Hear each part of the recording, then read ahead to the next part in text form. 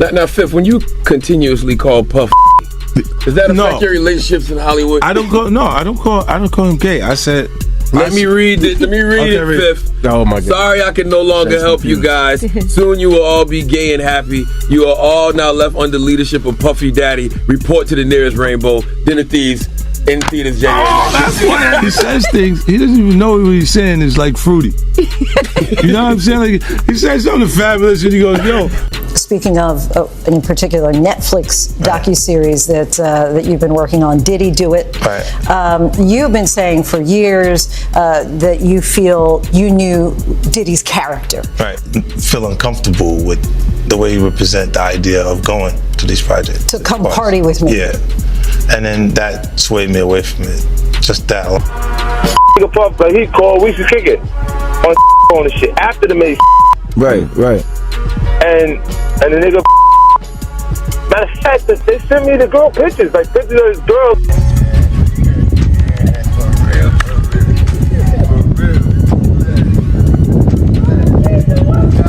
The music industry is buzzing right now, and it's not for a good reason.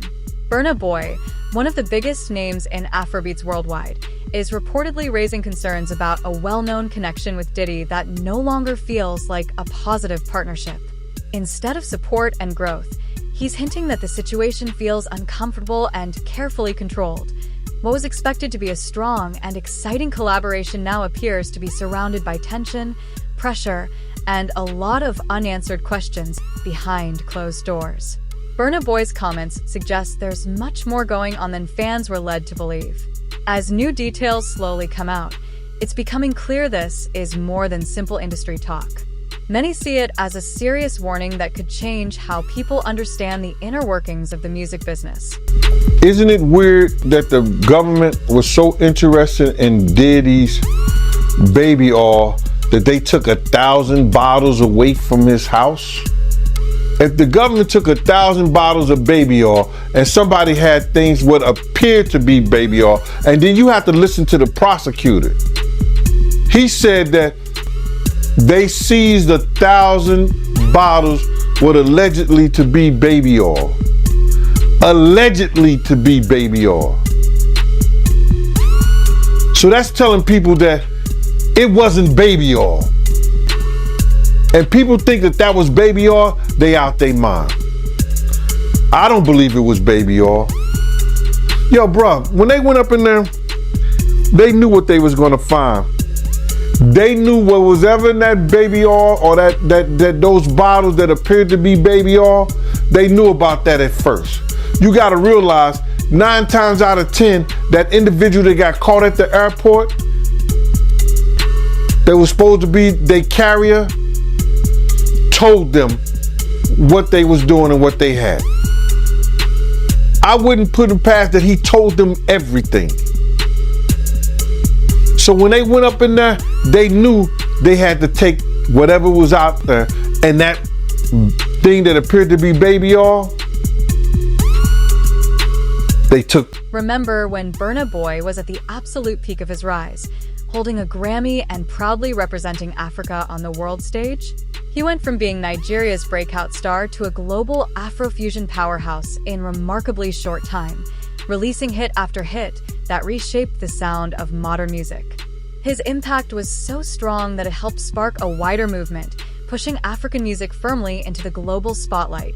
Projects like African Giant started the shift, but Twice as Tall truly sealed his place in history with a Grammy when that convinced the world he had reached the highest level.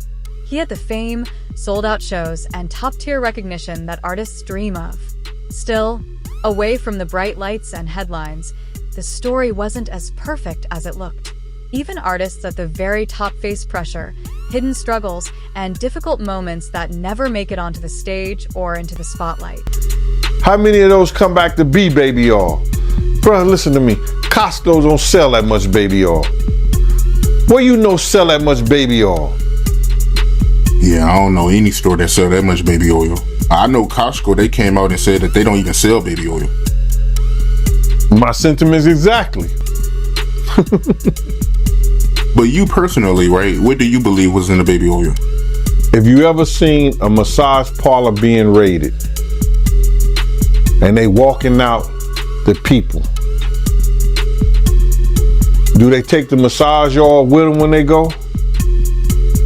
No, they just walk out the people who are being arrested. If you ever seen a person getting arrested and the people being arrested in those brothel houses, do they take out the stuff in the brothel houses? No, they don't. They take the individuals who are being arrested out the brothel houses. For them to take 1,000 bottles of baby oil, it's like that they did not leave one. They left people there, but they ain't leave not one bottle. Nobody needed no baby oil. So my whole thing about it is that there was something in that other than baby oil. That's why they took all the bottles. And 9 times out of 10, if I would give it a wild guess, it was, and like some of the people told me, it was probably that GHB. What's that? I think it's gamma hydrox.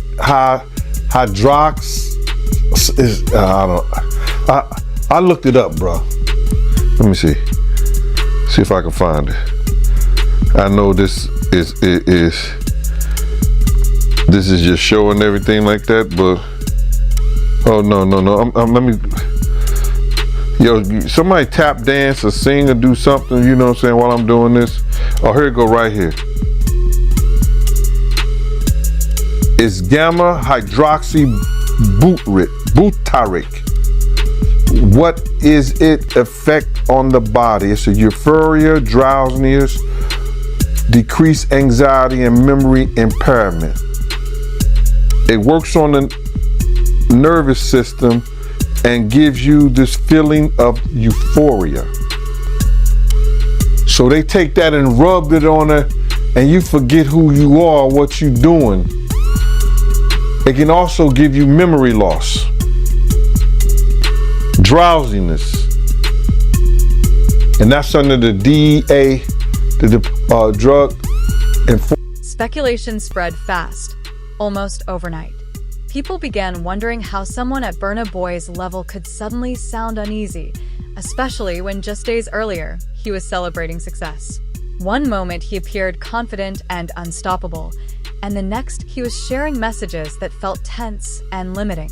Fans started reading between the lines, piecing together vague posts like clues, sensing that something behind the scenes wasn't right. Then one name changed the entire conversation: Diddy.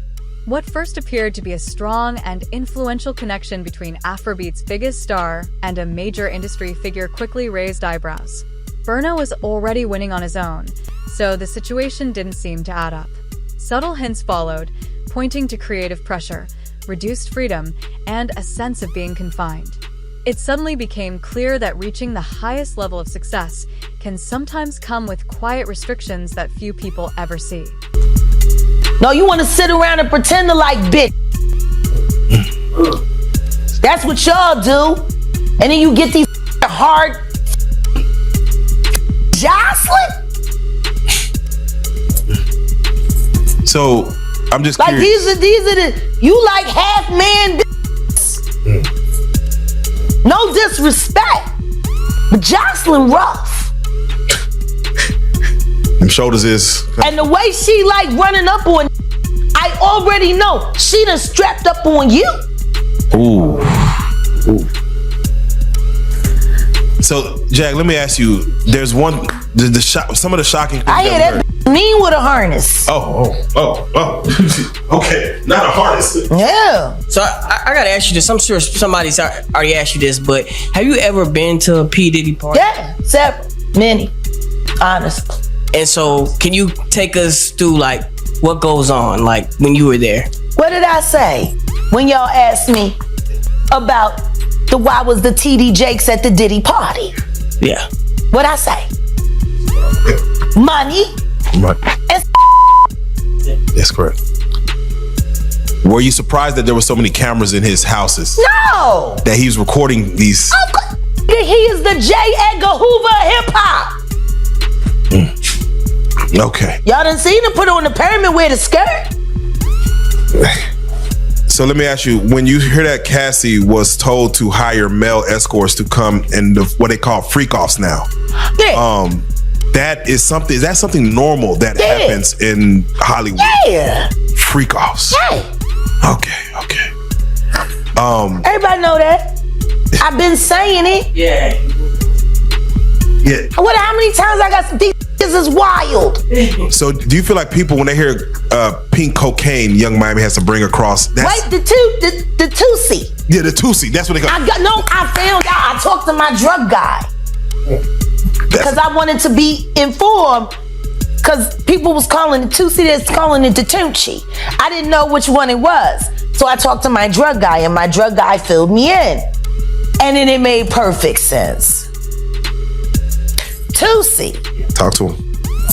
Drugs with Jaguar. Let's talk. Drugs education. 101.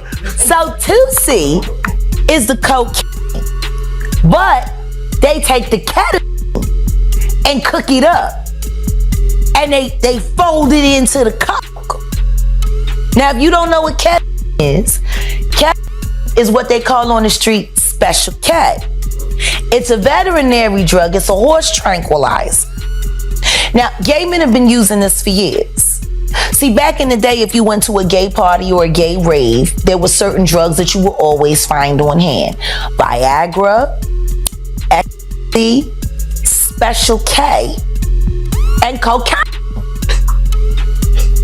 Now see, the cocaine keep you up all night, but unfortunately it gives you limp noodle because of what the blood flow is. So you with a half-hard dick all night. So that's why you have the Viagra, to make sure that the dick involuntarily stays hard while you're numbing yourself with the coke. Now see, the ketamine, that's a horse tranquilizer, so that relaxes all your muscles. You could get by 80 ton gorillas. You wouldn't feel a thing. So now, your dick is gonna stay hard. You numbed up and you high. You got the ketamine in you so you don't feel shit. And then you add the ecstasy to put in the feeling that you've now blocked out. And now you got a party. You may be wondering how serious this situation really is, and the truth is, it's more complex than it looks from the outside. According to reports, Burna Boy's agreement with Diddy raised several red flags, suggesting caution rather than a clear advantage. What seemed like a smart move at first quickly started to feel questionable once the details were considered more closely. On the surface, the partnership looked powerful. Burna would bring the sound and global influence, while Diddy would provide industry backing and reach. But behind closed doors, the balance reportedly shifted. The deal is said to include strict terms affecting revenue sharing, creative choices, and even touring decisions. What once appeared to be a major opportunity now sounds more like a controlled arrangement, where flexibility was limited and every decision came with added conditions. Because this is stuff that happened back in the day. And then maybe that if they knew there was gonna ever be a YouTube, or they knew there was gonna ever be social media, a lot of the stuff probably wouldn't have got played out like it did. But things happen, and these are just stories from the past. I would like to use that as what you call that, just to clear the facts up what's going on. But it all started, we was in Atlanta, and this story starts when I'm with Puff, and he's in the exotic bookstores and he's doing shopping, right? He's shopping, getting his stuff and everything like that. So, you know,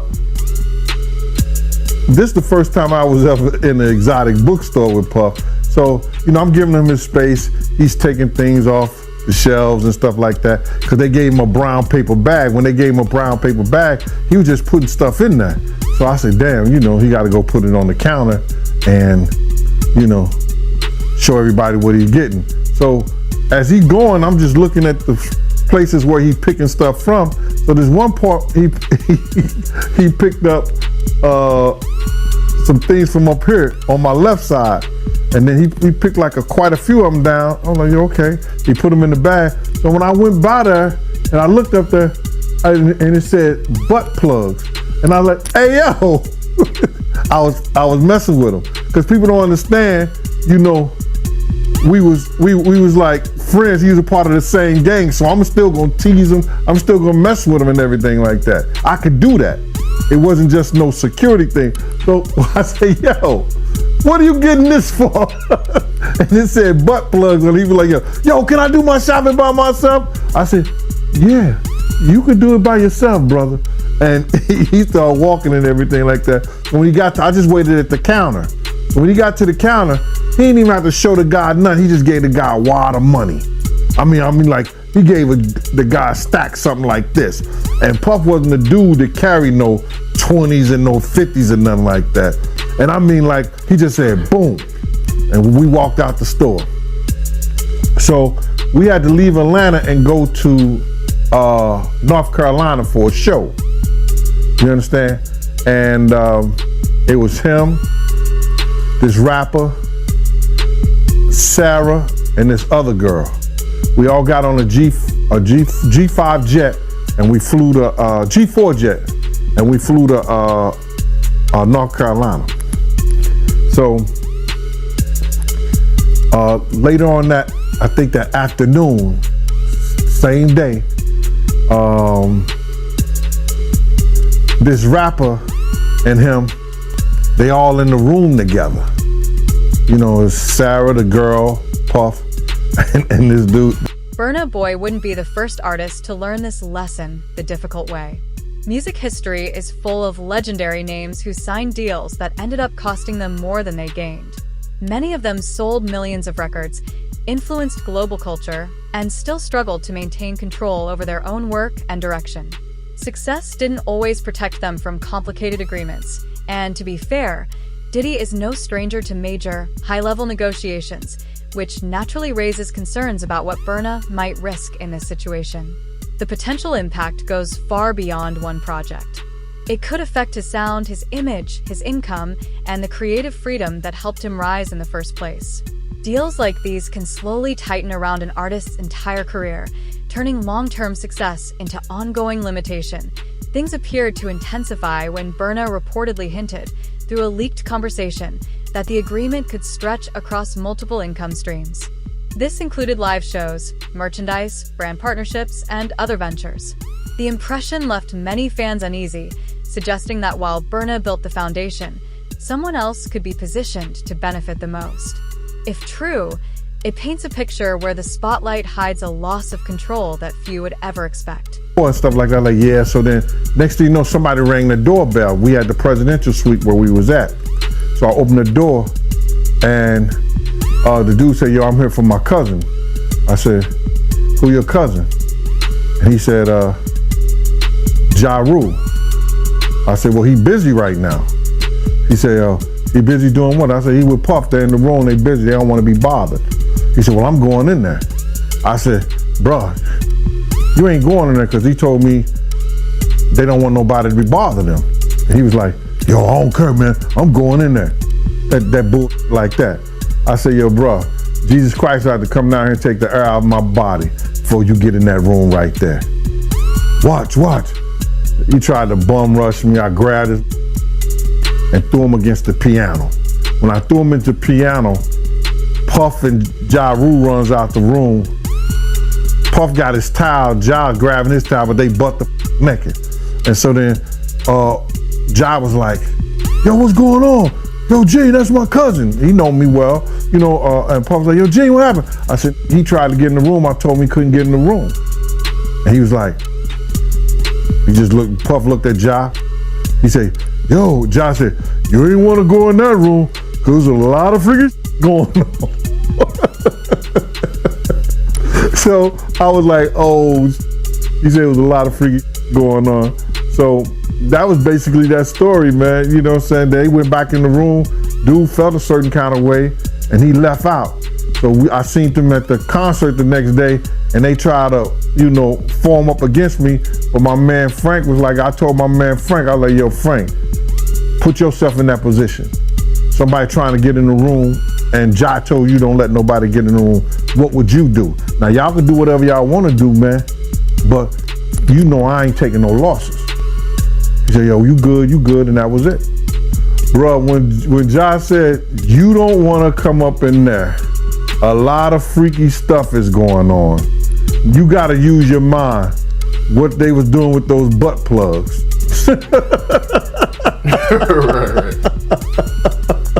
With Diddy closely connected to Burna Boy, many expected nothing but top-level strategy and continuous success.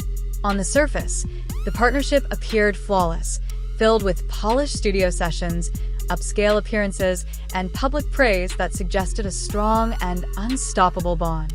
Everything about it looked carefully crafted to signal power and progress. However, reports claim that behind closed doors, the situation became far more complicated.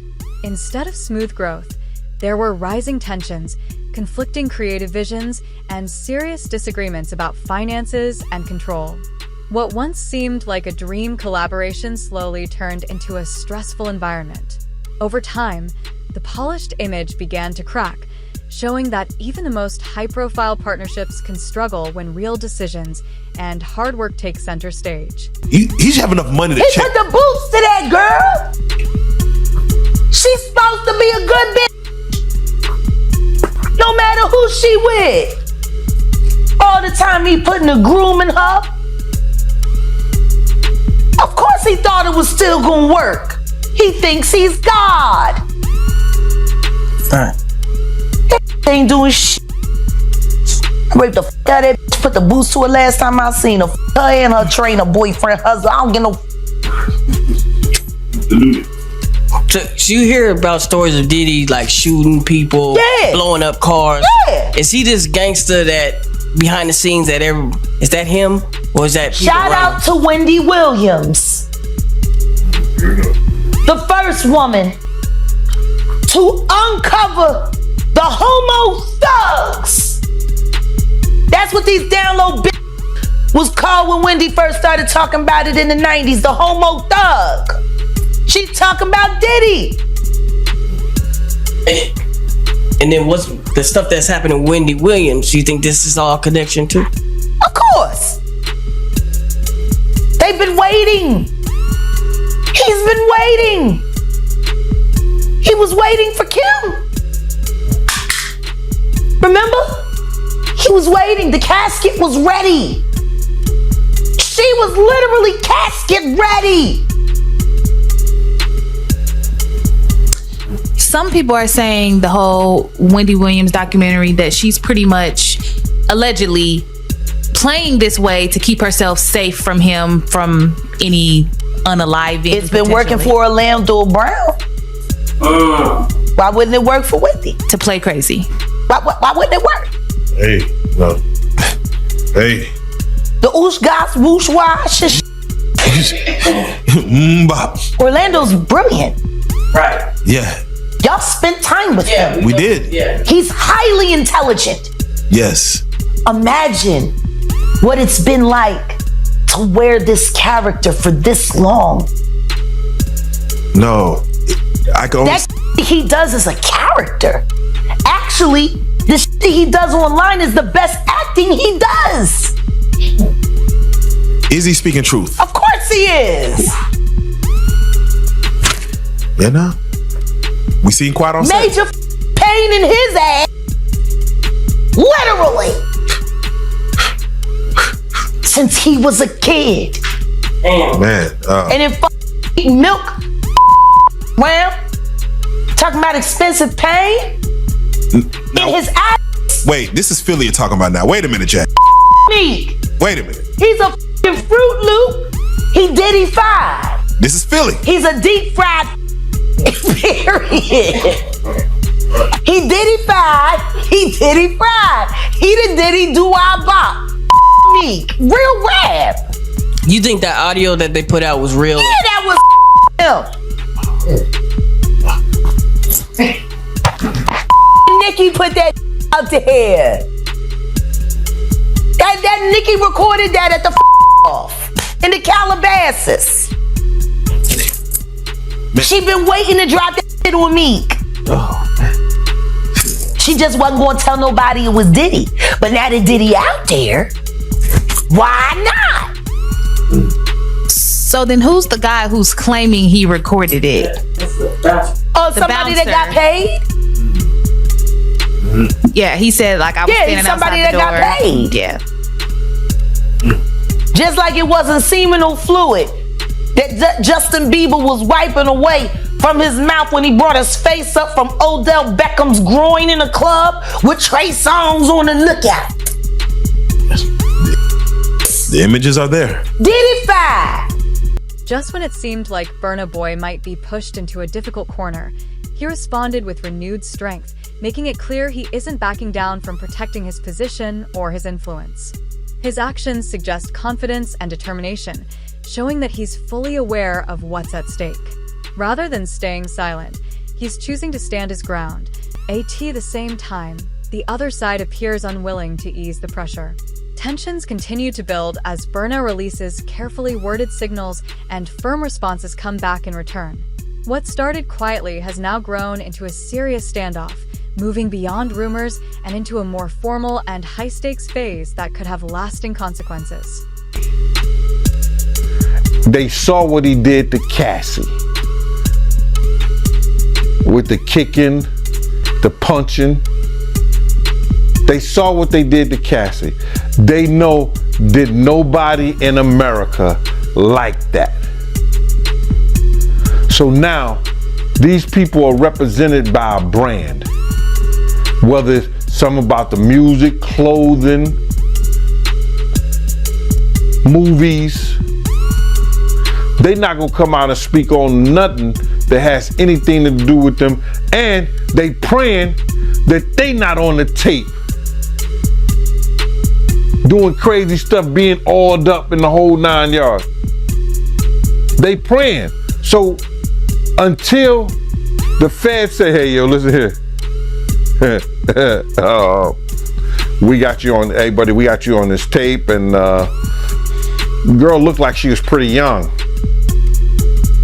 We're not gonna show it, but we need you to come and testify against Brother Love, P. Diddy, Puff Daddy, you know, Sean Combs. That's when they're gonna start talking, and they're not gonna be talking in his favor. When the feds come to them and show them what they got on tape, because if he had 250 tapes all over, 250 cameras all over the house, somebody got caught stealing a cookie out the cookie jar. It could be your favorite pastor. It could be your favorite politician. But they didn't think they was being watched, and Brother Love was watching. Yeah, I mean, TD Jakes, he haven't even came out and said anything. And him and Diddy was real cool. Amen. Amen. Yeah, man. And I know the people in the congregation over there is shaking in their boots, because this man didn't led them probably, allegedly probably led them to damnation, because those people's hearts are going to be broken if that man is seen on those tapes doing anything. Because people always put their faith in the pastor instead of putting their faith in God.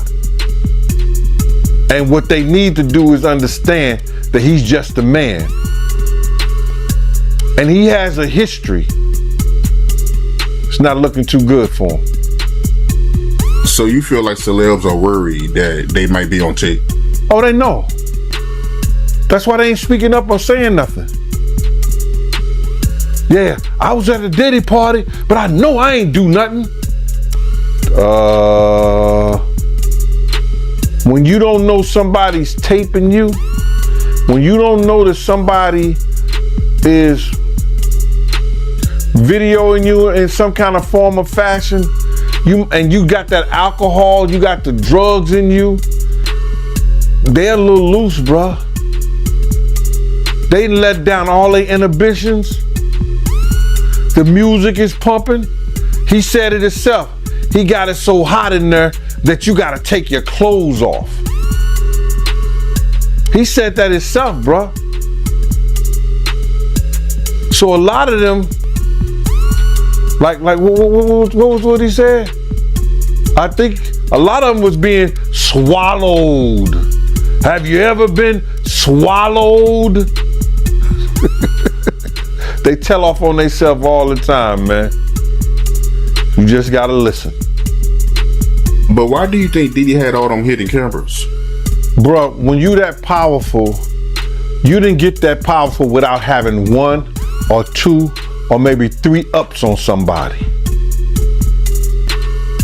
Diddy always been the type of individual that want to have ups on the next person no matter what they was doing.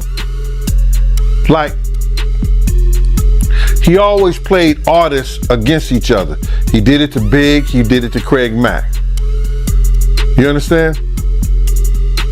I said before, he did the stuff to Ja Rule, you know what I'm saying? So had the ups on Ja Rule so he could go after Jay-Z.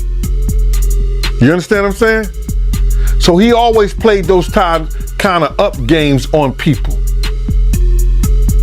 So to have those cameras and know what he was doing is gonna give him the ups on everybody who came to that party. Even your favorite basketball player. Ain't no party like a Diddy party. Just when it seemed like Burna Boy might be pushed into a difficult corner, he responded with renewed strength, making it clear he isn't backing down from protecting his position or his influence. His actions suggest confidence and determination, showing that he's fully aware of what's at stake. Rather than staying silent, he's choosing to stand his ground. At the same time, the other side appears unwilling to ease the pressure. Tensions continue to build as Burna releases carefully worded signals and firm responses come back in return.